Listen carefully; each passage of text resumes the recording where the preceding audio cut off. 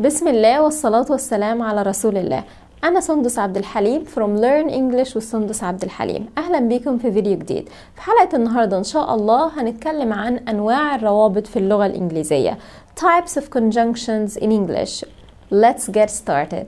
في اللغة الإنجليزية يوجد 4 أنواع للروابط. Number 1 Coordinating Conjunctions. Number 2 Correlative Conjunctions وأيضا تسمى Paired Conjunctions. Number 3 Conjunctive Adverbs. And number 4 Subordinating Conjunctions. قبل ما نشرح أول نوع من الروابط تعالوا نعرف يعني إيه conjunction وما هي وظيفته في الجملة. A conjunction is a word that links words, phrases or clauses. For example, I like tea and coffee. In this sentence, and is a conjunction that links between the two words tea and coffee. Another example, the gold is hidden by the lake or by the sea. In this sentence, or is a conjunction that links between the two phrases by the lake and by the sea. As you can see, by is a preposition, حرف جر. Lake is a noun. By the lake is a prepositional phrase. And the same with by the sea. It's also a prepositional phrase. A third example, what you say and what you do are two different things. Here, the conjunction and links between the two clauses what you say and what you do. Before we go on, let me remind you of the types of clauses in English. There are 2 types of clauses in English, a dependent clause and an independent clause. The dependent clause is also called subordinate clause. It's an incomplete sentence, whereas an independent clause is a complete sentence that can stand by itself. In other words, it gives a full meaning. And I explain the difference between the dependent and the independent clauses in English. You can go back and watch it later. There are 7 coordinating conjunctions in English, which are for, and, nor, but, or, yet, and so. Let's see some examples on each coordinating conjunction. Number 1, Sarah was feeling ill, so she didn't go to office. As you can see in this example, so is a coordinating conjunction that links between 2 complete sentences or 2 independent clauses. Sarah was feeling ill and she didn't go to office. Sarah was feeling ill is an independent clause or a complete sentence, and also she didn't go to office is a complete sentence or an independent clause. You can also notice that so is preceded by a comma. Another example, we were hungry for we hadn't eaten since yesterday. In this sentence, for is a coordinating conjunction that means because, and it links 2 independent clauses and is also preceded by a comma. Another example, Mona didn't go to work, nor did Mary. Again, nor is a coordinating conjunction that links 2 clauses and is preceded by a comma. Nadia was sick, but she went to work. Again, but is a coordinating conjunction that links 2 independent clauses or 2 complete sentences. And, of course, it should be preceded by a comma. She hates you and she'll never talk to you.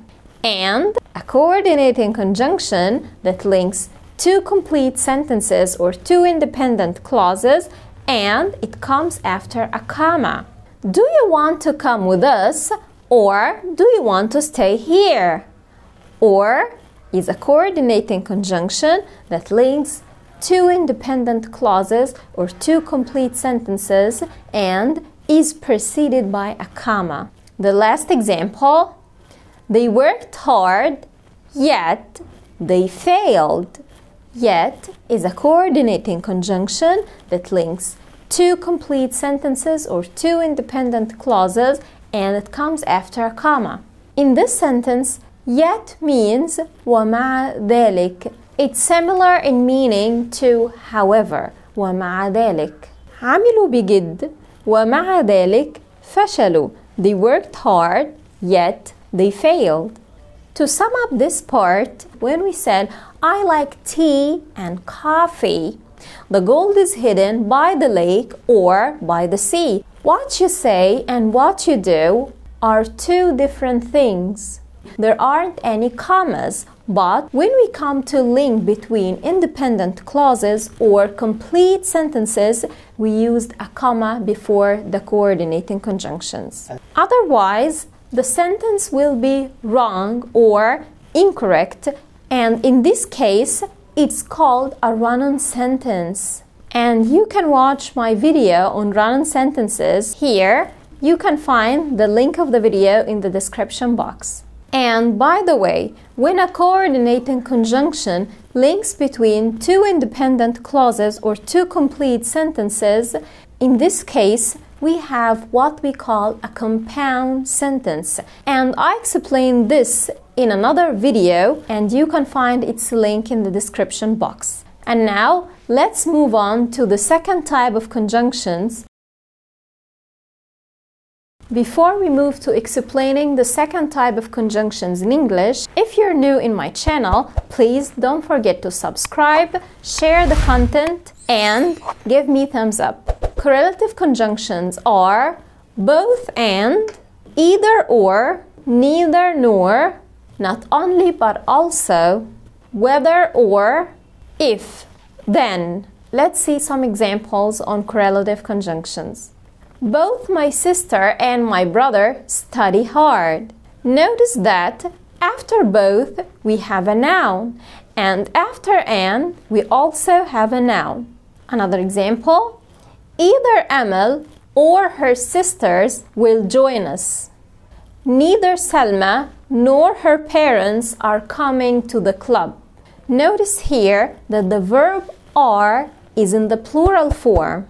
This is because with the correlative conjunction neither nor, the verb agrees with the closer subject to it or the second subject, which is her parents. Sally wants not only money but also fame. Notice here that after not only we have a noun, and after but also we also have a noun, money and fame. And this sentence can be rewritten or reformed to be Sally not only wants money but also wants fame. And in this case, not only is followed by a verb which is wants, and but also is also followed by a verb which is wants. She asked me whether I was American or Egyptian.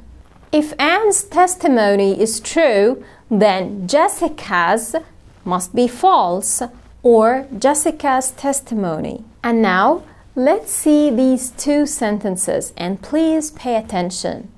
Mary will sew new curtains, or I will put up the old blinds. Number two, either Mary will sew new curtains, or I will put up the old blinds. In the first sentence, we use the coordinating conjunction or, and in the second sentence, we used the correlative conjunction either or. Which sentence is stronger? And which sentence is tighter? Of course, both sentences are correct, but using correlative conjunctions give better and stronger sentences in meaning. And now, let's move to the third type of conjunctions in English, which is conjunctive adverbs. Here are some examples of conjunctive adverbs in English. For example, besides, furthermore, moreover. These three conjunctive adverbs mean and. However, nevertheless, nonetheless mean but. On the other hand, on the contrary, otherwise, accordingly, consequently, therefore, for example, for instance. Let's look at this example. Adil was sick. However, he went to work. Note that however is a conjunctive adverb that links two independent clauses, and in this case, it should be preceded by a semicolon. This is the semicolon, and it should be followed by a comma. This sentence can also be rewritten in a different way. We can say, Adil was sick, full stop. However, he went to work. Here, we began the second sentence with the conjunctive adverb, however. It should be capitalized in writing and followed by a comma. The same applies to all the conjunctive adverbs. They join two independent clauses and they can be preceded by a semicolon and followed by a comma, or they can start a new sentence and in this case they will be capitalized in writing and followed by a comma. Let's have a look at another example. We, however, don't agree with the verdict. In this sentence, why do you think however is preceded by a comma and not a semicolon? Here is the answer. However in this sentence does not link two independent clauses or two sentences. In fact, it's part of one sentence. We is the subject of the sentence and don't agree is the verb of this sentence. And in this case, as you can see, however lies between the parts of the sentence, the subject and the verb. It can also come in the end if it's part of one sentence. For example, I don't see how your actions will benefit you, however. And as you can notice, however, at the end of a sentence should be preceded by a comma. And in this case, however, also can come at the beginning of a sentence. So we can say, however, I don't see how your actions will benefit you. And in this case, however, is followed by a comma, not preceded by a comma. And now, let's move to the fourth type of conjunctions in English, subordinating conjunctions. Some examples of subordinating conjunctions include after, before, when, while, if, unless, because, although, as soon as, and so on. Let's see this example. After I had finished work, I went to bed. Note that a subordinating conjunction, like after, links between two clauses, a dependent clause and an independent clause. And a subordinating conjunction comes at the beginning of the dependent clause. In this case, after I had finished my work is the dependent clause. Or, as we refer to it at the beginning of the episode, it's also called a subordinate clause, which makes an incomplete sentence. It doesn't carry a full meaning. And a subordinate clause, like after I had finished my work, plus the independent clause, I went to bed, together give us a complex sentence. And if the subordinating conjunction comes at the beginning of the sentence, there should be a comma to separate the dependent clause and the independent clause. But if I start the sentence with the independent clause, in this case, the subordinating conjunction will come in the middle of the sentence. Here, we don't add any commas. So, I'd say, I went to bed after I had finished my work, without commas. Another example, we were late for work because it was raining. As you can see, the subordinating conjunction because comes in the middle of the sentence, so we don't have any commas. And it links the independent clause at the beginning of the sentence, which is we were late for work. It links it with the other dependent clause, which is because it was raining. Let me ask you something. What if we link the two clauses with so, the coordinating conjunction so, instead of because? In this case, we will have the sentence it was raining, so we were late for work. The same meaning? Yes, it gives the same meaning.